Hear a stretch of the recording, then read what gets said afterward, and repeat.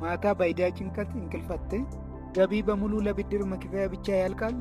ተስፋ አትቁረጡ።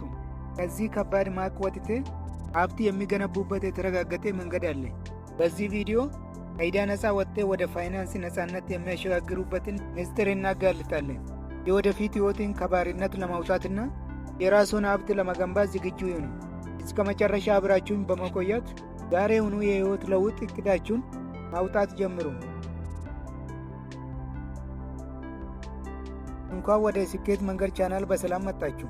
ዛሬ የምንወያይበት ርዕስ የብዙ ሰዎች የውስጥ ሰላም የሚያጠፋ፣ ቤተሰብ የሚያፈርስና የሕይወት እድገትን እንደ ትልቅ ሰንሰለት እግር ላይ ታስሮ ወደ ኋላ የሚያስቀር ከባድ ጉዳይ ነው። እሱም ዕዳ ነው። ዕዳ ውስጥ መኖር ማለት የራሳችሁን ሕይወትና የወደፊት ጊዜያችሁን ለሌላ ሰው አሳልፋችሁ መስጠት ማለት ነው። በየወሩ የምታገኙትን ጥረትና ድካም ለሌሎች ሰዎች ሲያሳይ የምታደርጉበት የባርነት ሕይወት ነው። ነገር ግን አብዛኛው ሰው ዕዳ ውስጥ የሚገባው ክፉ ሆኖ ወይም ሆን ብሎ አይደለም። የገንዘብ አያያዝ እውቀት ስለሌለን፣ ድንገተኛ አደጋዎች ስለሚያጋጥሙ ወይም ደግሞ ከአቅማችን በላይ የሆነ ወጪ ውስጥ ስለምንገባ ሊሆን ይችላል። ምክንያት ይኑራችሁ አይኑራችሁ፣ ዋና ቁም ነገር አሁን ያላችሁበት ሁኔታ ሳይሆን ከዚህ በኋላ ወዴት እንደምትሄዱ ነው። ከዕዳ ለመውጣት 7 እርምጃዎች። አንደኛ፣ እውነታውን በድፍረት መጋፈጥ። ብዙ ሰዎች ዕዳ ሲበዛባቸው የሚያደርጉት ትልቅ ስህተቱ ይደበቃሉ። የስልክ ጥሪ አይመልሱም። ያለባችሁን ዕዳ ላለማሰብ ይሞክራሉ። ወይም ደግሞ አጠቃላይ ስንት ዕዳ እንዳለባችሁ እንኳን በትክክል ሳይቆጥሩ በደፈናው ይጨነቃሉ። ነገር ግን ያልታወቀ ጠላትን ማሸነፍ አይቻልም። ስለዚህ የመጀመሪያ እርምጃችሁ ዛሬውኑ አንድ ወረቀትና እስክሪፕቶ ማውጣት ነው። ከዛም ለቀን፣ ለሳምንት ወይም ለወር ሳታስተላልፉ ያለባችሁን ዕዳ በሙሉ ዘርዝሩ። ለማን ስንት ብርና በምን ያህል ወለድ መክፈል እንዳለባችሁ አንድ ሳታስቀሩ ጻፉት። ትንሿንም ትልቋንም ዕዳ ከባንክ የተበደራችሁም ሆነ ከጓደኛ የተበደራችሁትን ጻፉ። አጠቃላይ ድምሩን ስታዩት ሊያስደነግጣችሁ ሊያስጨንቃችሁ ይችላል። ነገር ግን አትፍሩ፣ ምክንያቱም አሁን ጠላታችሁን በግልጽ አያችሁ ማለት ነው። ከየት መጀመር እንዳለባችሁ የሚያሳይ የመጀመሪያን ግልጽ ካርታ በእጃችሁ አዘጋጅታችሁ ማለት ነው። ሁለተኛ፣ ጉድጓድ መቆፈር ማቆም። በገንዘብ አያያዝ ዓለም ውስጥ የሚታወቅ አንድ ትልቅ አባባል አለ። የራስን ትልቅ ጉድጓድ ውስጥ አግኝቴ ከሆነ የመጀመሪያ መፍትሄ መቆፈሩን ማቆም ነው ይላል። ብዙ ሰዎች ዕዳ ውስጥ ሲገቡ ሌላ አዲስ ዕዳ እየተበደሩ ነባሩን ለመሸፈን ይሞክራሉ። ከጓደኛ ተበድሮ ለባንክ መክፈል ወይም አንዱን ዕቁብ ጥሎ ለሌላ ዕቁብ መሸፈኛ ማድረግ ችግሩን በፖስታ ጠቅልሎ ለነገ ማስተላለፍ እንጂ መፍትሄ አይደለም። ይህ አሰራር የዕዳን መጠን በእጥፍ እያሳደገ ይመጣል እንጂ በፍጹም አይቀንስም። ስለዚህ ከዛሬ ጀምሮ በውስጣችሁ ትልቅ ቃል ኪዳን ግቡ። ምንም አይነት ነገር ቢፈጠር ከዛሬ ጀምሮ አዲስ ዕዳ አልገባም የሚል ጥብቅ ውሳኔ ወስኑ።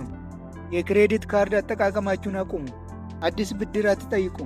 ከአቅማችሁ በላይ የሆነ ወጪ በብድር ለመሸፈን የምታደርጉትን ሙከራ ሙሉ በሙሉ አቁሙ።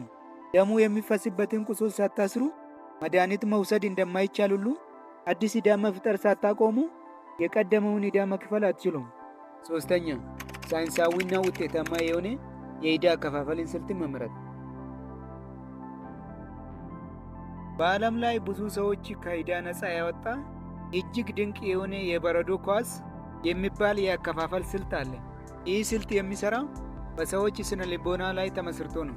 አሰራሩ እንዴት መሰላችሁ? ቅድም በጻፋችሁት የዕዳ ዝርዝር ላይ ነው። ከሁሉም ዕዳችሁ መካከል በጣም ትንሿ ዕዳ መርጣችሁ ታወጣላችሁ።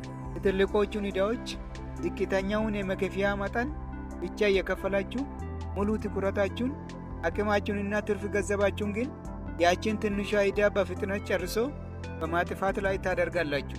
ያችን ትንሿ ዕዳ ሰርታችሁ ስትጨርሱ በጭንቅላታችሁ ውስጥ ትልቅ የእፎይታና የስኬት ስሜት ይፈጥራል። እኔ እኮ መስራት እችላለሁ፣ ዕዳዬን መክፈል እችላለሁ የሚል እምነት በውስጣችሁ ይበቅላል። ከዛ በኋላ ያቺ ትንሿ ዕዳ ስትከፍሉበት የነበረ ገንዘብ ጨምራችሁ ወደ ሁለተኛ ትንሿ ዕዳ ትሄዳላችሁ። ልክ ከተራራ ላይ እንደሚንከባለል የበረዶ ኳስ እያደገ የሚሄድ ጉልበትና ድፍረት ታገኛላችሁ። አእምሯችሁ በትንሽ ድሎች እየተነሳሳ ይመጣል። በሂደት ያንን ትልቁና የሚያስፈራውን ዕዳችሁን ጠራርጋችሁ እንድትከፍሉ አቅም ይሰጣችኋል። አራተኛ የገንዘብ ፍሰታችን ሙሉ በሙሉ መስተካከል። ዕዳን በፍጥነት ለመክፈል ሁለት መንገዶች ብቻ ናቸው ያሉት። አንደኛው ወጪን በከፍተኛ ደረጃ ማጥበብ ሲሆን፣ ሁለተኛ ደግሞ ገቢን ማሳደግ ነው። መጀመሪያው ወጪያችሁ ላይ ጨካኙ ነው። ለጊዜው የሚያስፈልጉ የቅንጦት ወጪያችሁን ሙሉ በሙሉ አቁሙ። በውጪ መመገብ፣ ውድ ልብሶች መግዛት፣ አላስፈላጊ መዝናኛዎችና የካፌ ወጪያችሁን ለተወሰነ ጊዜ ቁርጥ አድርጋችሁ ጣሉት። ይህንን አኗኗር ለዘላለም እንደማትኖሩበት አእምሯችሁን አስረዱት። ይህ ጊዜያዊ መስታወትነት ለወደፊት ሕይወታችሁ ነጻነት ሲባል የሚደረግ ወታደራዊ እርምጃ ነው።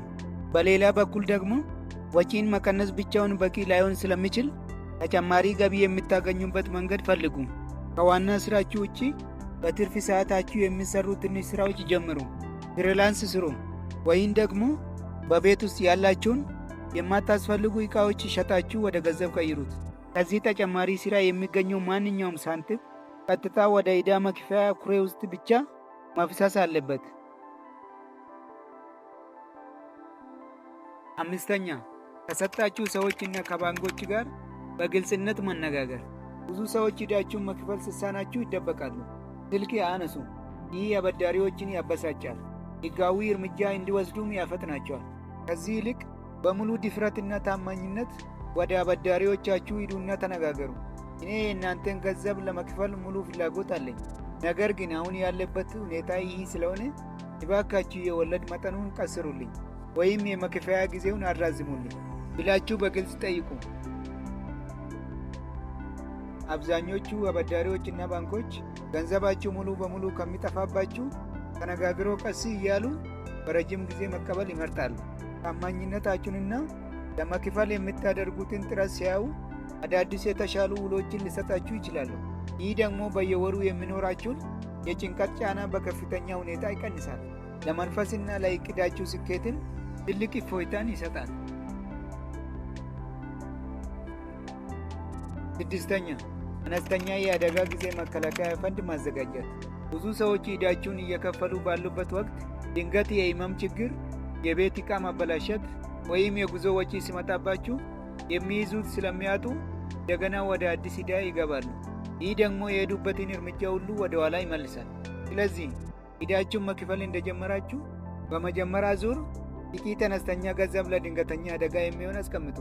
ይህ ገንዘብ ትልቅ መሆን አይጠበቅበትም፣ ነገር ግን ድንገት ያልታሰበ ትንሽ ችግር ሲመጣ ወደ አዲስ ብድር እንዳትሄዱ የሚከለክላችሁ የደህንነት መረብ ይሆንላችኋል።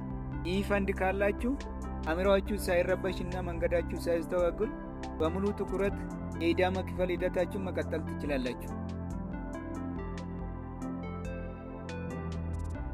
ሰባተኛ አስተሳሰባችሁንና የገንዘብ አሰራራችሁን ከዕዳ መክፈል ቀጥታ ወደ ሀብት መገንባት ማዞር።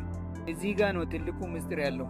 አስቡት፣ ለወራት ወይም ለዓመታት ዕዳችሁን ለመክፈል በየወሩ አጥብቃችሁ ታወጡት የነበረ ገንዘብና ያሳያችሁት አስደናቂ ዲሲፕሊን አሁን ነፃ ወጥተዋል። ከዚህ በፊት በየወሩ 5,000 ወይም 10,000 ብር ለሌሎች ሰዎች ስታስረክቡ የነበረውን ገንዘብ አሁን ለአበዳሪዎቹን መክፈል ታቆማላችሁ። ነገር ግን ያንን ገንዘብ እንደገና አስፈላጊ ወጪ ከተታችሁ እንዳታጠፉት። ያንን በየወሩ ይወጣ የነበረውን ገንዘብ ቀጥታ ወደ ራሳችሁ ኪስ አዙሩት። ያ ገንዘብ አሁን ወደ ቁጠባ፣ ወደ ኢንቨስትመንት እና ወደ ቢዝነስ ማሳደጊያነት ይዞራል። ዕዳ ስትከፍሉበት የነበረው ያ ድንቅ ጥንካሬና ዲሲፕሊን አሁን በጥቂት ዓመታት ውስጥ የራሳችሁን ትልቅ ሀብትና የፋይናንስ ነፃነት እንድትገነቡ ያደርጋቸዋል። ከዕዳ ነፃ መሆን ማለት የሀብታምነት ጉዞ የመጀመሪያ ትልቅ በር መክፈት ማለት ነው።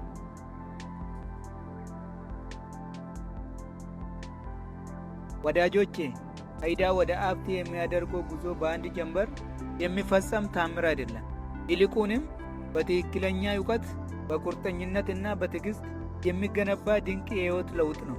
ትላንት በሠራኑ የገንዘብ አያያዝ ስህተት ወይም በገጠመን አጋጣሚ ዛሬ ዕዳ ውስጥ ብንገባም ዛሬ በምንወስነው ትክክለኛ ውሳኔና በምናሳየው ጥብቅ ዲሲፕሊን የነገ ሀብትና የነፃነት ሕይወታችን ማረጋገጥ እንችላለን።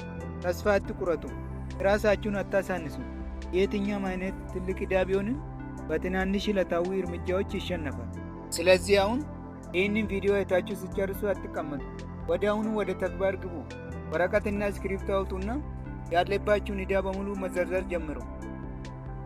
የመጀመሪያ እርምጃ ዛሬውኑ አሁኑ ውሰዱ። ይህ ቪዲዮ ለእናንተ ጠቃሚ ሆኖ ካገኛችሁት፣ መንገድ ካሳያችሁና አዲስ ተስፋ በውስጣችሁ ከፈጠረ ቪዲዮን ላይክ ማድረጋችሁን አትርሱ። እንዲሁም የገንዘብ አያያዝን፣ የቢዝነስ ምስጢሮችና የህይወት ስኬት ጥበቦችን በየጊዜ በጥልቀት ለመማር ሰብስክራይብ አድርጋችሁ የስኬት መንገድ ቤተሰቦችን ተቀላቀሉ። በመጨረሻም ያላችሁን ቆራጥነት ለማጽናትና ለራሳችሁ ትልቅ ቃል ኪዳን ለመግባት በኮሜንት መስጫ ላይ ከዛሬ ጀምሮ ከዕዳ ነፃ ለመሆን ይሰራል ብላችሁ ጻፉልኝ። በቀጣይ በሌላ እጅግ አስተማሪና አነቃቂ ቪዲዮ እስከምንገናኝ ድረስ የጀመራችሁት የስኬት መንገዳችሁ የሰመረና ከዕዳ ነፃ ወደሆነ ሀብት የሚያሸጋግራችሁ ይሁን። የፈጣሪ ሰላምና ጤና ከሁላችን ጋር ይሁን። ቻው።